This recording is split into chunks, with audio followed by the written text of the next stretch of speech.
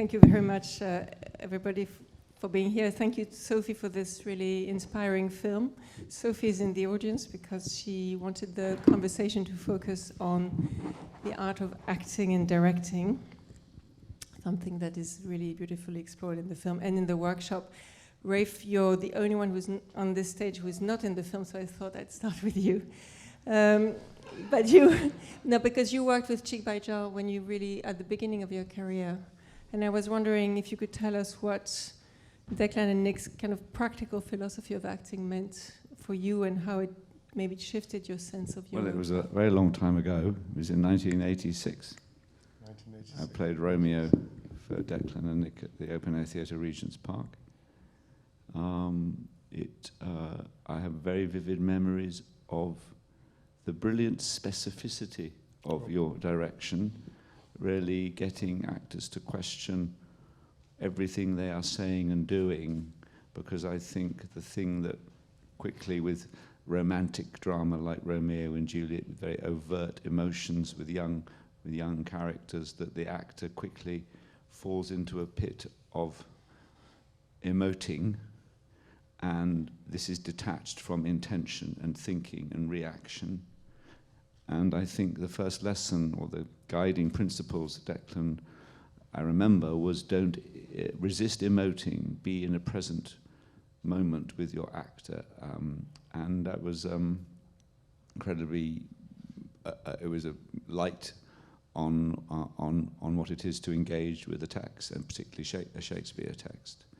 So I remember those rehearsals, despite it being 41 years ago. Yes. I remember that quite well. 40 years ago. And you started directing films first with Coriolanus, and then you directed yourself and performed T.S. Eliot's Four Quartets. And last year you directed your first Shakespeare play. But I think that after seeing acting, you cast Amber James as Celia. Yes. And I was wondering what else maybe in Sophie's film or in the workshop inspired you as a director for that play? Well, I've seen the film once. I think it's fantastic, and I want to see it again. I think I can't. I won't be accurate in remembering Declan's instruction and guidance in the film, but I do think that not just seeing this film of Sophie's, but just watching acting, being with actors, and if we're talking about Shakespeare, which it's a beautiful challenge, Shakespeare. The first thing to say was I'd never experienced being in a room with Shakespeare play in front of me, which you have many times. It's the most extraordinary feeling, because you feel this playwright is alive, and you're understanding, oh, this happens next, and this, and they say that, and then they react in this way. And I've only been in the rehearsal room as an actor, or naturally thinking about my lines and my performance and how it's going to... I haven't had that perspective of the director, As You Like It, which I know you've done famously. But it was the most extraordinary thing to feel Shakespeare alive. And of course, your job is to try and make it alive between the actors. My biggest thing was getting people to talk and listen to each other.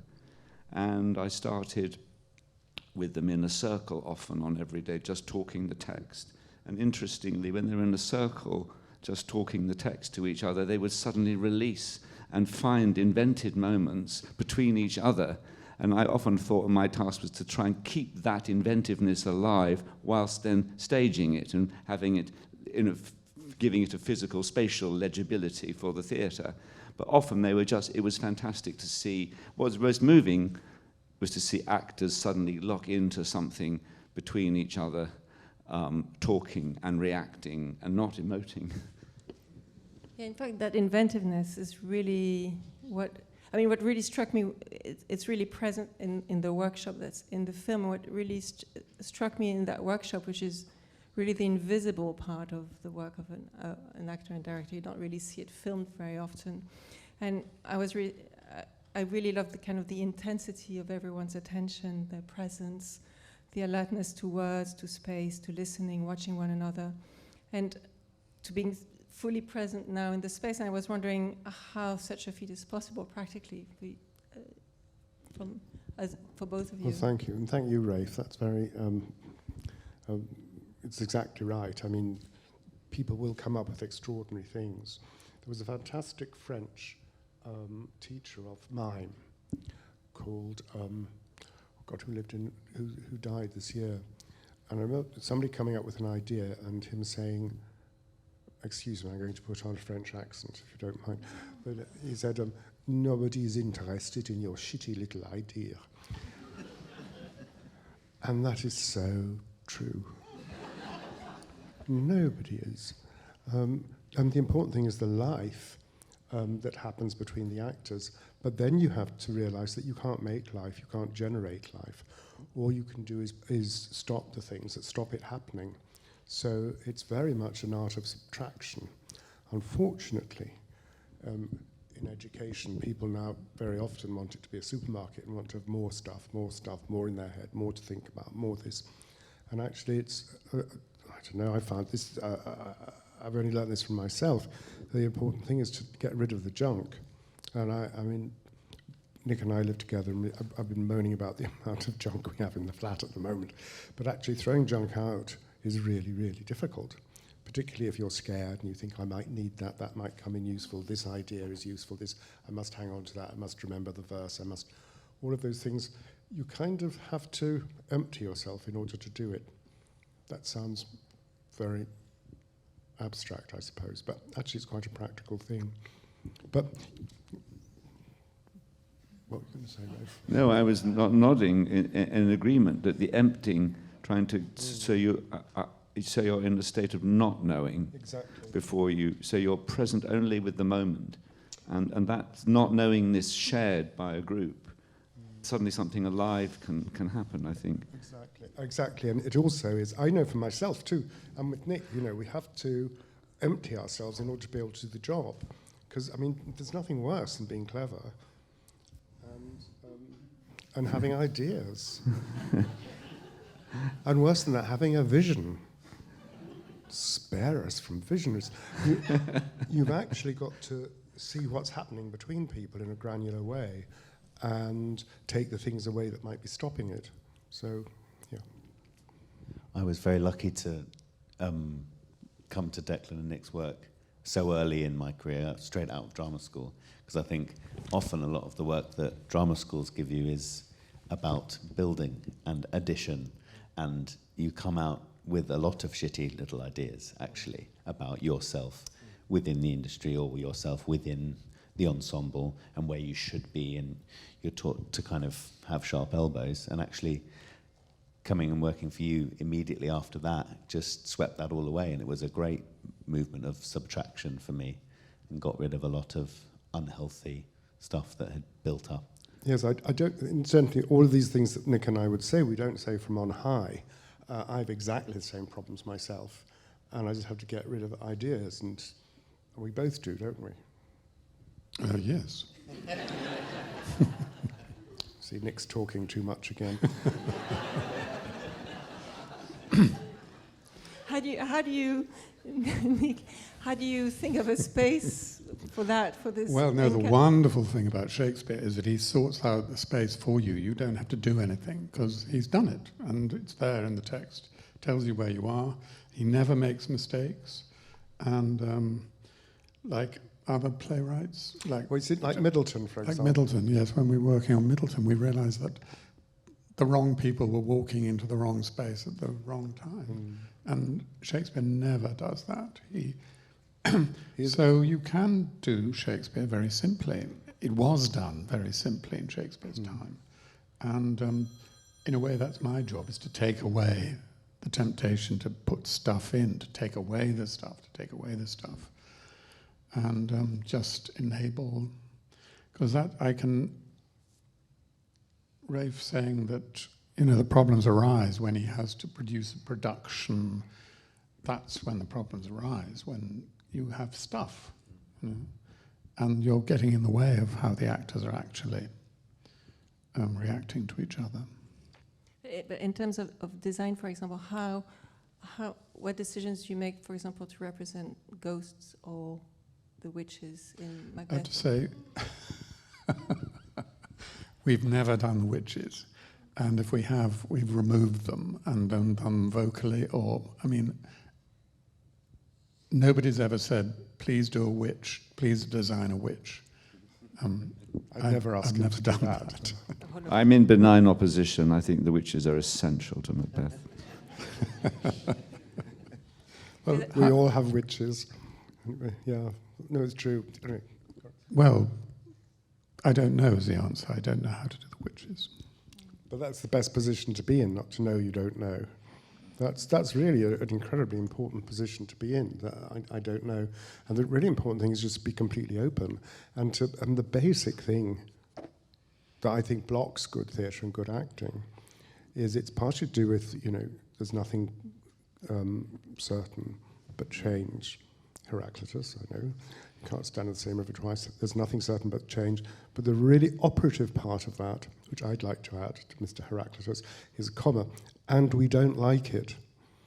And that "and we don't like it" is so important to us, that there's nothing certain in life, comma, and we don't like it.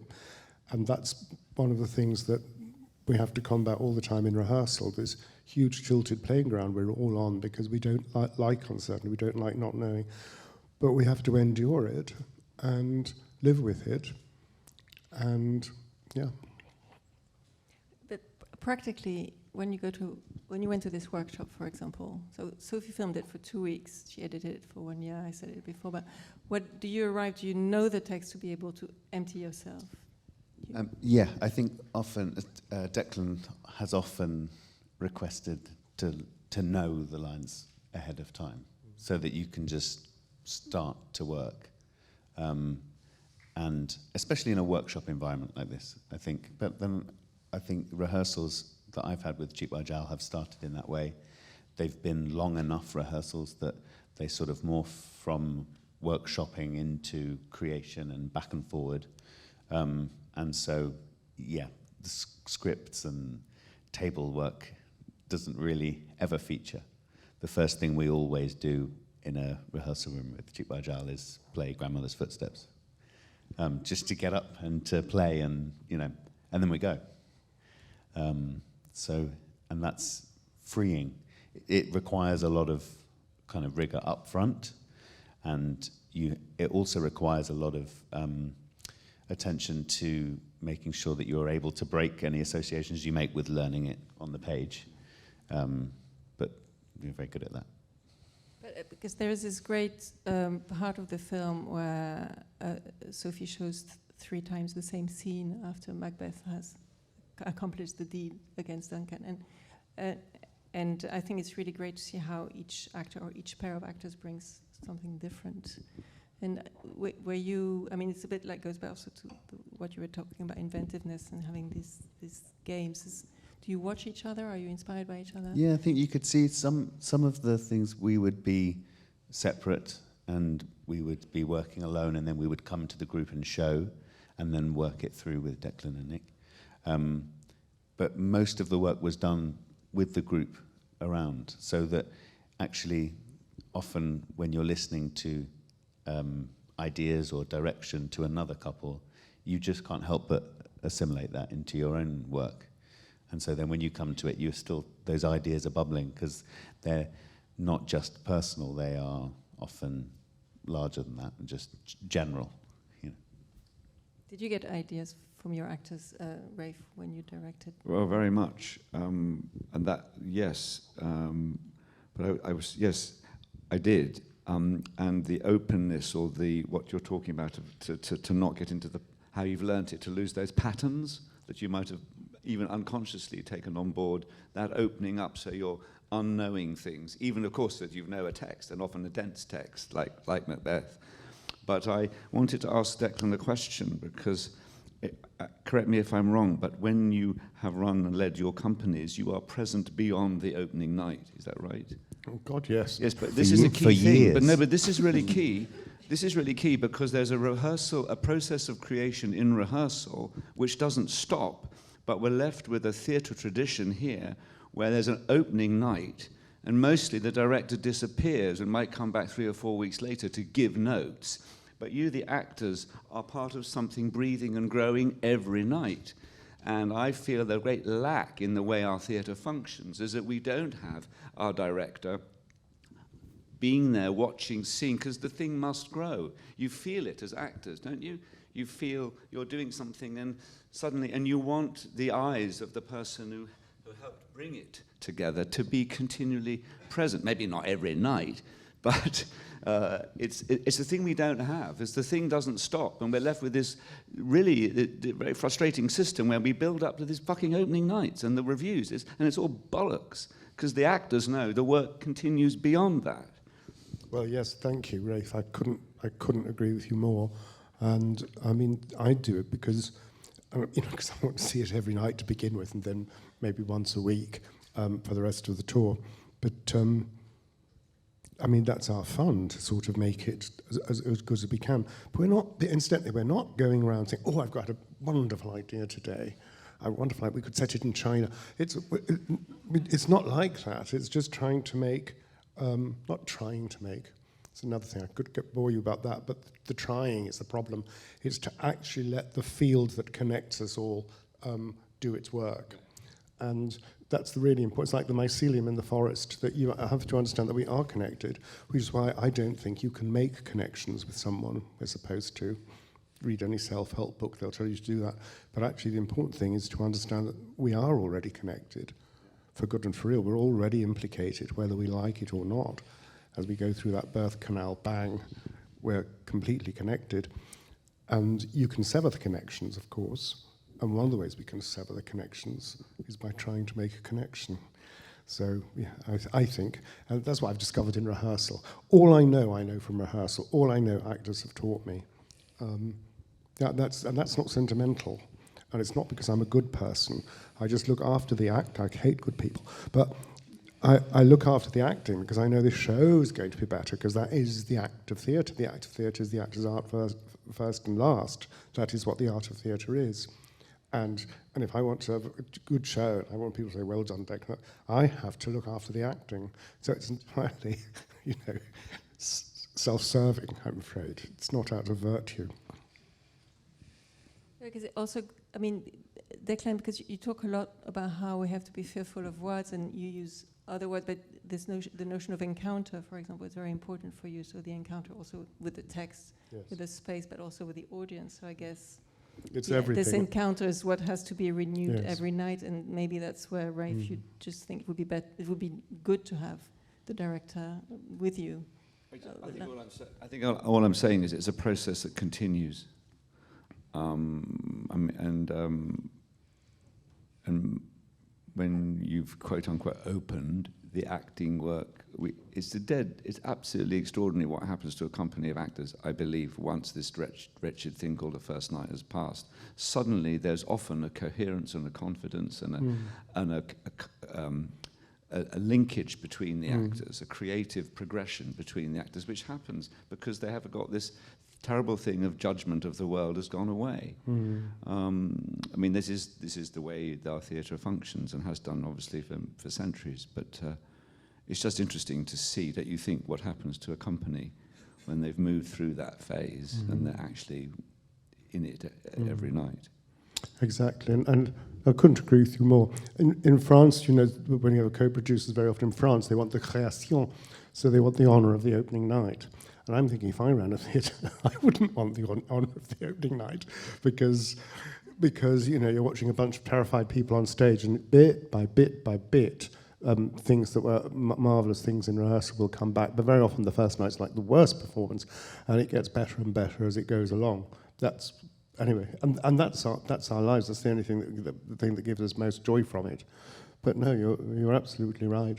I think the thing that I most notice about if the actors are abandoned for too long is that they not all, and obviously when you're in a company, Rafe, you can't see so objectively because you're a very strong leader in a company, and they'll be under your spell. But if the director goes, very often what you notice is that the actors tend to go into the bubble and look after what they're doing in themselves and for themselves, because people are frightened. An encounter is very important because we don't, it's very hard, it's very frightening to meet other people because it involves emptying yourself, and it involves all sorts of things that make you vulnerable. I'm going off the point, I think, so get me back. Well, that's what I'm saying is that the thing about acting that I've noticed, this is going to sound really awful, but one of the reasons that acting is bad is that we want to act badly. We want to act badly. When acting is bad, and directing, it's all the same. And the reason is because we are very frightened of making connections. And we think, well, of course we're not, that's all we want. We don't like being lonely. Yeah and no. But actually, we're quite frightened of opening like that. And that's where the problems are. And that's my job to try and help them. But I have exactly the same problems myself. So, yeah. I'd just like to go back to, I will open up for questions in a second, but I'd just like to go back to Macbeth and to Shakespeare, because the four of you, I mean, for the four of you, life and theatre are really intertwined, and it's kind of total commitment. And I was wondering what's, for example, with Macbeth, you know, you've staged it several times in the UK and abroad, you've played Macbeth. I mean, you did, at least in the workshop, but it's like, what has kept you so fascinated with Macbeth, and how do you give life to a classic text today? I mean, is it more of a challenge today? Has it changed? Is it? I get asked that question a lot by young directors, you know, how do you bring a play up to date? And I have to answer them. And I know I often sound facetious, but the problem is that I'm not being facetious, I'm being serious. I say you look at the play for long enough, if you really pay attention to the play, it'll bring you up to date. And you realise what a sort of retro hole you're in, because actually the plays are they're more about now than we are. And actually when you pay attention to somebody or something, or like work of art outside you, it will have an effect on you and make you, and pull you into the present tense. And that's what I think is extraordinary that Shakespeare does. So it's like this sort of category error in the thing about it. It's not just a question of putting them into modern dress, it's something else. It's to actually treat the words with the respect as if they're our contemporaries. Yeah, because even when you look at the number of film adaptations of Shakespeare, it's incredible. There are many. Well, yes, and it's very difficult to adapt Shakespeare to film because it's about living encounter, and encounter only takes place now. But you tried to do a kind of contemporary, not contemporary adaptation, but set it in a more contemporary world, Coriolanus. Yeah, I think we're all in the club of this approach. This is what we. I mean, I'm a Shakespeare. I don't know what the word is. I was introduced to Shakespeare when I was very young. I've never felt. Of course, there are knotty, difficult passages of text linguistically which are hard, but exciting when you start to unpack them, open them up. There's a whole debate about cutting a text and editing. There's a debate to be had about how you can change one or two words because simply they're not part of a modern vocabulary, and you can alter. And I believe that you can, you know, when I did As You Like It, I, in one or two places, adjusted words because I know the whole speech would become clear if that little word could change. And I think we should have editorial freedom with Shakespeare. This goes hand in hand with listening profoundly to what this text is. I've never felt, I've sitting in the audience as a director of As You Like It, it was the first time I've gone through this thing of sitting, and usually I'm behind backstage in a dressing room. Oh my God, this is the audience, this is the vibe, these people coming in and how they're going to think. And they laughed, good, that's good, they laughed then. And so I never had that experience, but I think and having that experience for the first time was about how is it connecting to an audience. Sometimes I realized it was often the actors needed to be right inside it, very open within themselves, and just speaking somehow very simply with the right intention, suddenly they were accessible. And that was the continual challenge, was to and then I never worried about. I also think that the English in Shakespeare is so extraordinary that when channeled through, you know, a right level of alertness in an actor, audiences are there. That was so moving. The audiences are there for this thing that's unfolding in front of them. And they actually, there is, I don't know what the right word is, or a music, or a phrasing, or a line within the way Shakespeare writes, and there's a wit and there's an exactitude, and there's nailing certain human frailties and ambiguities with extraordinary accessible brilliance, and audiences lean into this. You just have to have, the actors have to be alert to, often it be, I learned, just don't speak so fast, just help me through that phrase. Just don't gabble. Someone's quite basic things. I need to hear, you need to take my ear through that. And often then you don't want to explain it to me, just live it. But sometimes there's this rush of adrenaline or thing and the speech has gone and you can't.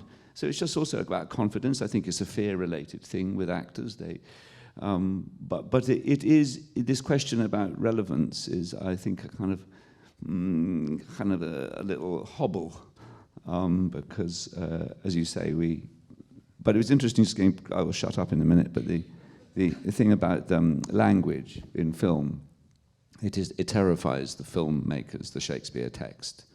It's a terrifying thing. They won't. In Shakespeare, we love the Shakespeare films, many of the films that have been made, but they are now harder and harder because distributors audiences, I think things are changing. There has been in the past a market for Shakespeare films with Shakespeare's text, but I feel that's being challenged now, just people's availability to commit to listening to that text. I think it's changed. Is it something you've felt doing Shakespeare on stage, this connection to the audience when you feel like you... Yeah, I would say that its natural home is in the theatre, and you can do wonderful things with it because it's such an amazing canvas, and it's such an amazing, it provides so many opportunities for interpretation. So sure, you can make some amazing films, but it's not the same as being in the same room, it being live, the breadth of the verse and the joint rhythms and the shared experience of the ensemble and of the audience. There's no match for it, really, I don't think. I was wondering if there is any question from the audience. I know there are many actors and directors here. Yeah, I think that's a question. Yeah. This is to the panel. On the process of emptying yourself, does it involve visualization, moments of calm? How do you get to that point? Because sometimes when your mind goes quiet, you can actually end up thinking more. Yes, exactly. You can't empty yourself, actually, but what you can try is just get rid of junk. There's St. John of the Cross, I'm sorry to say St. John of the Cross, and the Dark Night of the Soul. But it's very interesting because it's completely misunderstood, because it's all about emptying. It's about emptying so that you can receive grace into yourself. But it's simpler than that. If we take something more banal, like a double take, so if if I look away and then I look, the classic thing is, you know about double take. I'm trying to think of something that's not too obscene. But say I look to Nick on my left, I sort of see Nick, and then I look away, and then I realise that he's dressed in a ballet tutu. That he's suddenly dressed in a ballet tutu. And I look back again. So it's basically a common trope, that you see something, you look at something rather, you look away, and then you realise you haven't really seen it, and you look back. Well, it's quite interesting just to analyse the humour. Do you all know what I'm talking about, a double take? Okay, hands up who doesn't. Anyway, but so you think you've seen something, you look away and you realise, oh my God, did I really see that? And then you look back again and check, and it gets a laugh. And the point that normally gets the laugh is you look at something, which is you see what you expect to see, you look away, and then you realise you have to empty yourself of your previous idea, and then you look back. And in a comedy, moments like that can be very, very funny. But the thing is that the reason that we can't learn new things is that we can't get rid of old things. And we really forget that. We keep on force feeding kids with information and knowledge, but actually you have to get things out of your head. I'm older now, and I forget things, and I think, oh God, I'm forgetting things. But I also realise partially it's my head's too bloody full, that I have to make room for new things to come in. It's a kind of personal hygiene we have to do. But you see that on stage all the time, that you have to be able to see something. In order to do that, there's an emptying. But if you say, how do you do that, which is a very sensible question, and thank you, and the very sensible and simple answer is, I've no idea. But you kind of have to pray, hope it comes through grace, and you have to understand that neurologically something's quite interesting, that apparently that's how seeing actually happens, that we do see what we expect to see, and then we have to reassemble it, if that makes any sense. So none of us is a carte blanche. None of us has a tabula rasa that we're really receiving in something new. So that process of demolishing the structure that you already have inside you is daily, apparently. And I find that just interesting to think about. And the dark night of the soul is the exact opposite of what it sounds. It's not at all about somebody suffering for hours and beating themselves in flagellation. It's nothing to do with that. It's just simply trying to empty yourself, which can be, if you try to empty yourself, it'll get much, much worse, of course, as you know. And that's because trying to do something is always a signal that something's gone wrong, I'm afraid. You need to kind of start again. I think I've probably just confused you more, but thank you for the question. I think there were more raised hands. You go to the back.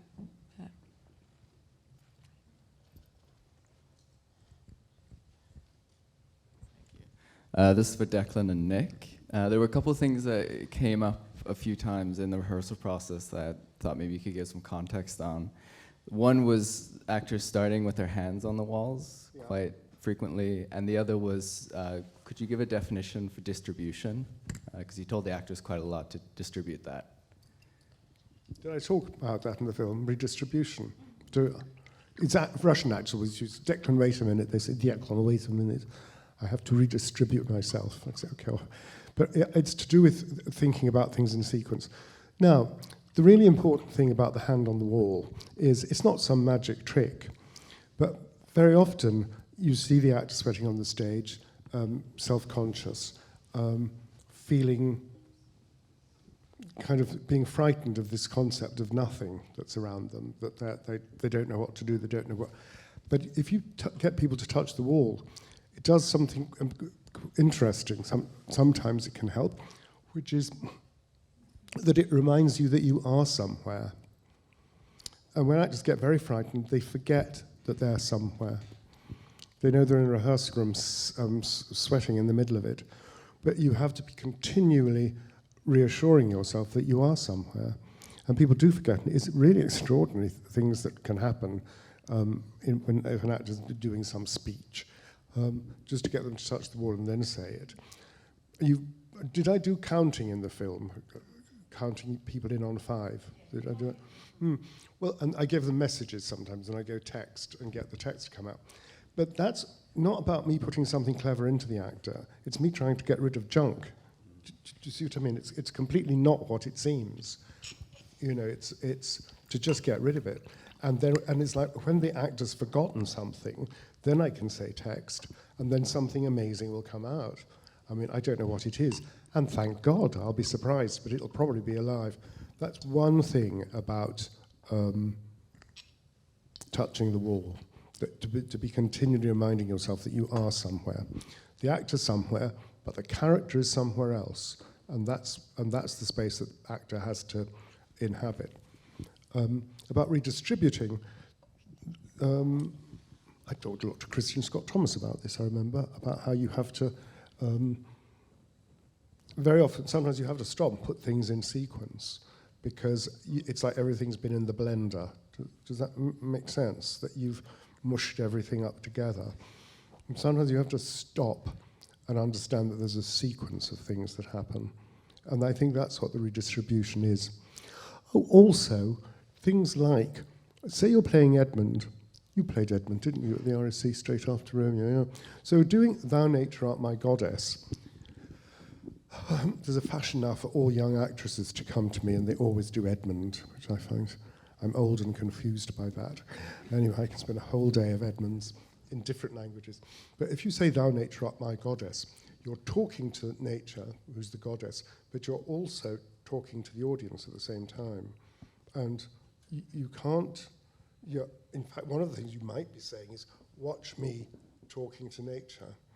That's actually quite complicated, do you know? And if you get those axes sorted, does that make sense? That's the redistribution, that you have different centers of attention, and it's good to sort them out. And it'll help you. It helps. Thank you. There was someone else there at the back.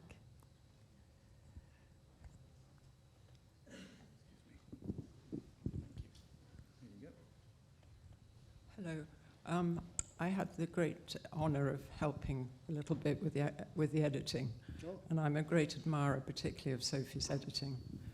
I wanted to ask the directors among you, what is the difference between the process of directing actors for Shakespeare's Macbeth rather than a libretto for Verdi's Macbeth, even if you haven't actually directed Verdi's Macbeth, but basically the difference between directing actors and directing singers who are also actors?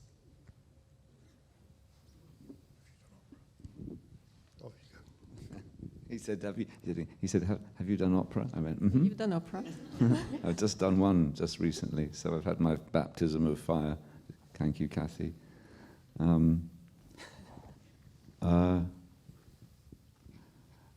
Well, I was lucky in this recent experience to have singers who were open to a dialogue that is about acting, or open to connecting with each other, listening, responding.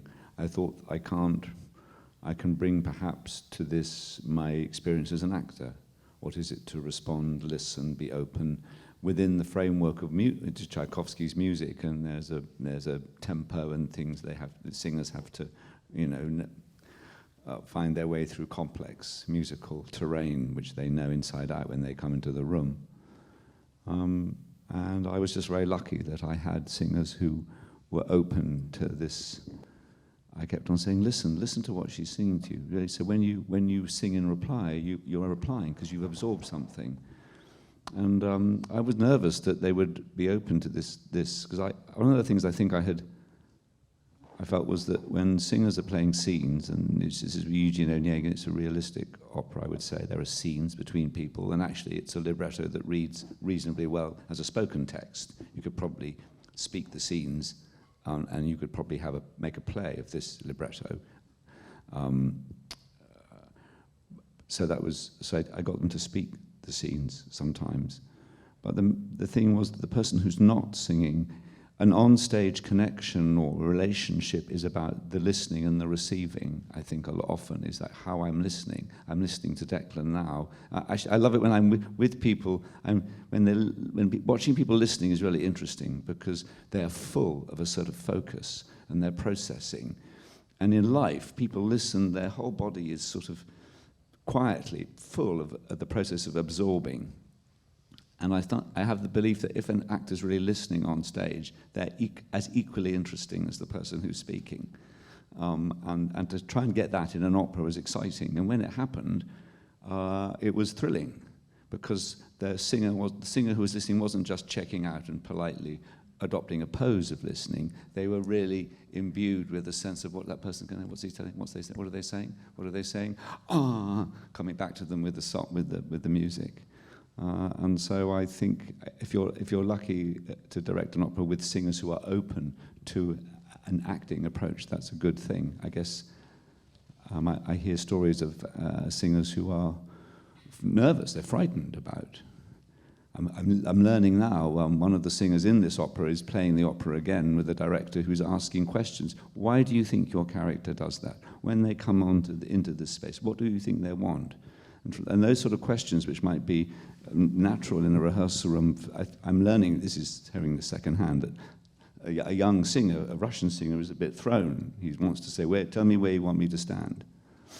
So I think I've said enough. No, I can just go on and say that I've worked with singers and I've worked with dancers. And the important thing is that no one thinks that they can generate anything. You know, that the word samovar means a self-boiler, so something that's needless and makes the heat inside itself. And that's the last thing you want on a stage from anybody. Unfortunately, if you're a very, very highly paid ballet dancer or opera singer, you often become like a businessman with one commodity to sell.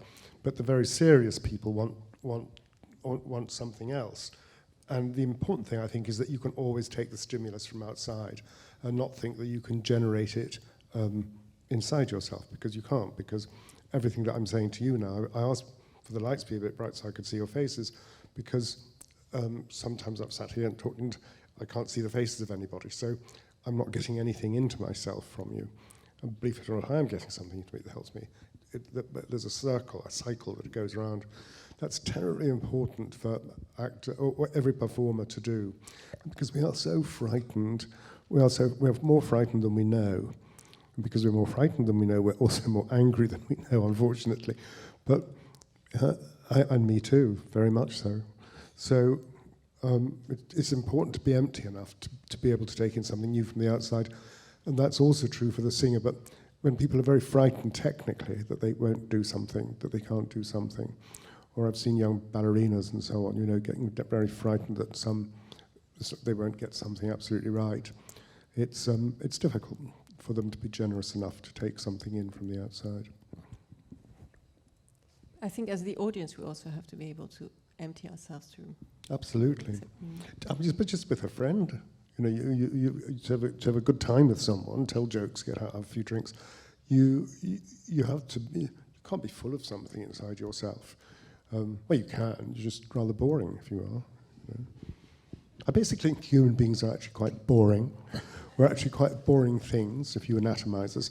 But if you put us in relation to other things, then you're talking. You know, then you think, oh my God, this is so fascinating. But like on our own, we're kind of nothing really. I know this goes against all Enlightenment thought, but that's okay. I think there were some more questions. We won't be able to take everyone's question. Can you give the microphone to someone in the middle? Okay. Thank you. Oh, yeah. So the film is interesting. It's called Acting, and as a non-actor, I feel like I've been a participant in a whole process that it's not something that I would normally participate in. And of course, there's all the directions of the director to the actor and how each take and each take and each take. But from the point of the view of the actor, do you ever know when it works? Or do you ever know yourself without having someone tell you? Like, and does that translate into the film? Like, there's so many takes of certain parts. And as a spectator, I'm like, yes, that's perfect. And then you're also kind of engaging in it.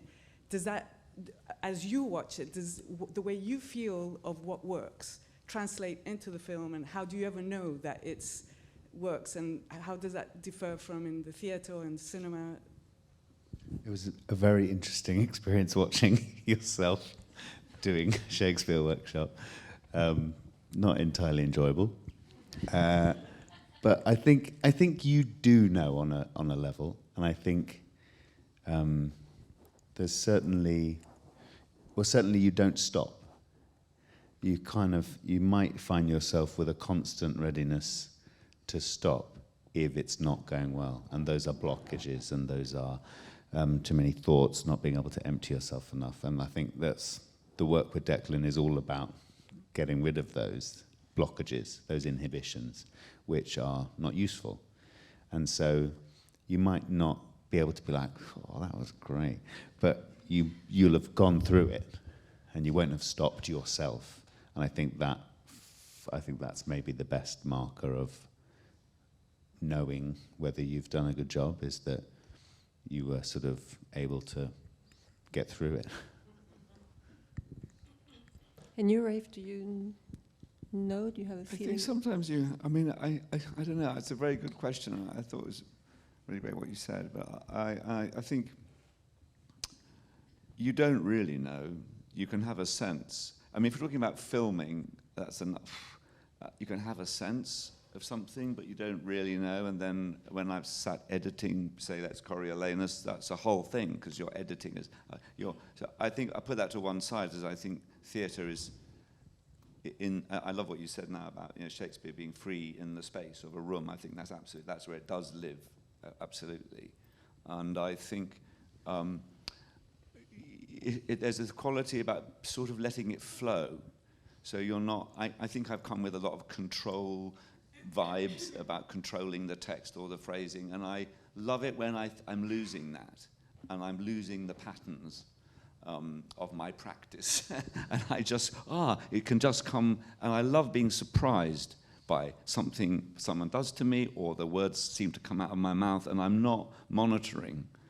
I love that. I love the feeling of it. And I don't know if it's any good, but I often feel if there's a flow, how we're relating to each other, and I'm flowing, and then if that is really listening, responding, then perhaps there's somewhere in there, all the homework, all the thinking, all the practice will be there somewhere, but I'm not sort of at the control desk in my head. And I love it. I think I'm by nature I'm quite perfectionist, and I want it to be right. And these are all things which are often a sort of are squeezes. They're inhibitors. Wanting to be right inhibits an actor, I think. I think it's how can I unknow, how can I be, but of course you have to do the fucking homework on the text. You have to learn it and put it on the table or speak it, and it's so it isn't a sort of woolly, I'm empty. I think it's an alertness, a present tense. I think dancing, I often think the actor's brain is closer to a sports person's brain. You said playing Grandmother's Footsteps, and how we are in Grandmother's Footsteps or any similar game, where in the moment, have they seen, do I move? And I often think that acting is not at all intellectual. It's all about how you are in the moment. You don't know in a sport if someone's serving a ball in tennis where it's going to go. Oh, it's going to go there. You've got to be ready. And I think that openness of the athlete or the game player is much more useful to an actor than sort of controlling every moment through practice and sort of mental choreography. I couldn't agree with you more, Rafe. I think it's not an intellectual process. You have to do the homework, as Rafe says. You have to know the text, you have to know the lines, you have to know things like that. But the really important thing is it's the art of forgetting.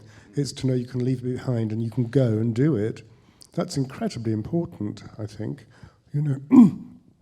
I think the actor's like a firefighter in a way, that you have to really be interested in the granular moment, and you mustn't be having grand visions. And the one terrible thing is, but the arc of the role, Declan, that always makes me feel a bit sick, because I don't know the arc of the play. I don't know what that is.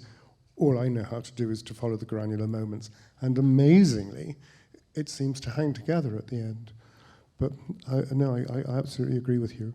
And also, I'll say one thing that sounds very vain, but it's not. I'm actually quite clever, and it's been no use to me at all.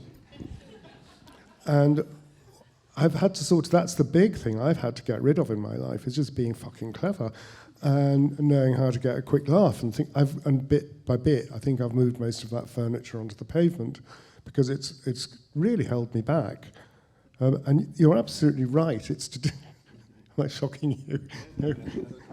No. But you have to. Well, I think I've said it actually, haven't I? Okay, we have time for one more question.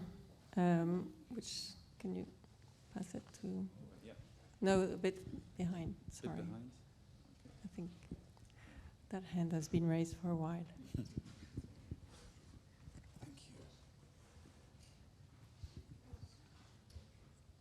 Hi. As actors, how do you find that doing Shakespeare translates and improves your more contemporary performances?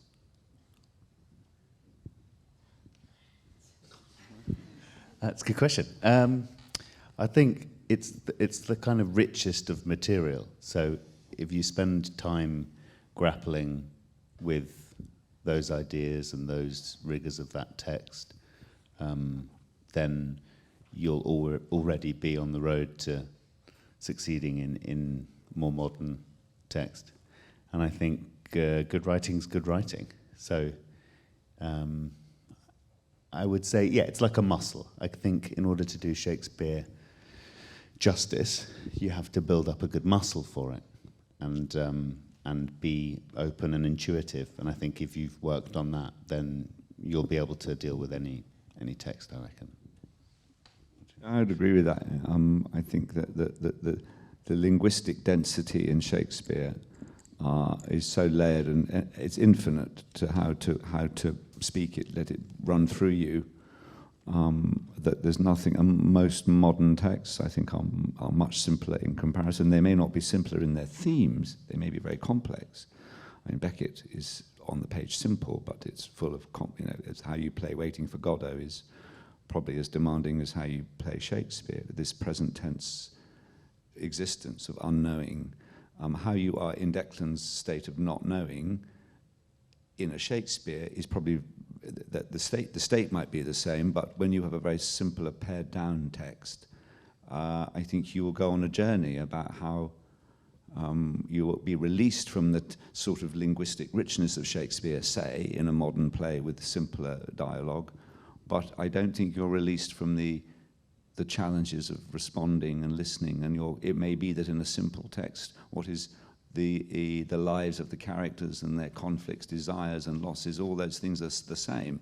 And then there's a whole other area we probably haven't got time to talk about, which is what I know, it is interesting what the actor carries internally regarding, the word emotion is a word Declan doesn't like, but of course there are provocations inside us of feeling, and there are thoughts, and so rather than use the word emotion, I'll say provocations of feeling. I don't mind emotion at all. All I know is that emotion is an effect. No, you go on. I think Rafe knows more than me. No, I don't. It's a continual journey about because if you're just locked into the emotions, and then you can detach from being in the present. So it's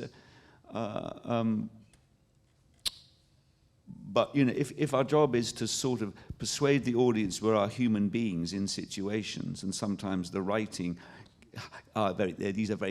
these are dangerous, difficult, painful situations. Macbeth is full of intense, high-octane situations to do with murder.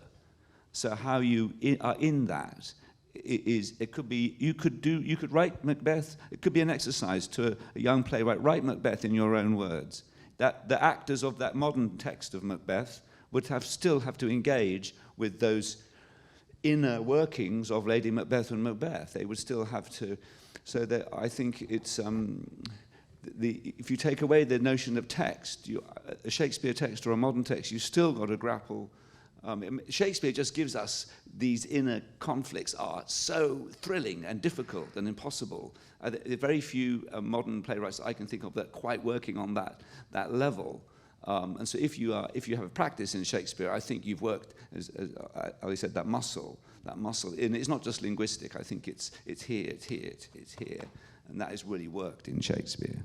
I think you're right as well. The inner workings, as well as the kind of huge ideas, the human scale, the massive scale of the stakes that Shakespeare sends us into. It just unlocks something in your humanity, right? In your empathy, things, so that you're more reactive. So, anything else is a doddle. The reason we have to stop is because Rafe is actually going to Royal Theatre Haymarket for a modern play by David Hare, Grace Pavadis. I get to speak Shakespeare in it, though. And so thank you very much, Rafe, for coming. Thank you, Declan and Nick. Thank you, Orlando. The film Acting is released today, so tell your friends about it. It's released around the country. And Declan's book, The Actor and the Space, is available to buy outside the cinema. And Declan is going now to sign a few copies. Thank you very much. And thank you, Sophie.